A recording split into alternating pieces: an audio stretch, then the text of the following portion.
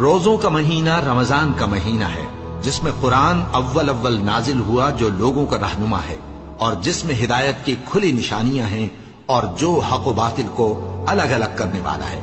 تو جو کوئی تم میں سے اس مہینے میں موجود ہو، چاہیے کہ پورے مہینے کے روزے رکھے، اور جو بیمار ہو یا سفر میں ہو تو دوسرے دنوں میں روزے رکھ کر ان کا شمار پورا کر لے۔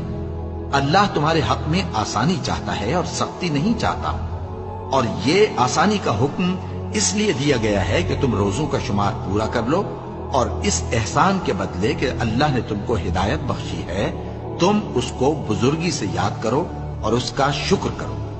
اور اے پیغمبر، جب تم سے میرے بندے میرے بارے میں دریافت کریں تو انہیں معلوم ہو کہ میں تو تمہارے پاس ہی ہوں۔ جب کوئی پکارنے والا مجھے پکارتا ہے تو میں اس کی دعا قبول کرتا ہوں۔ تو ان کو چاہیے کہ میرے حکموں کو مانیں اور مجھ پر ایمان رکھیں تاکہ نیک رستہ پائیں۔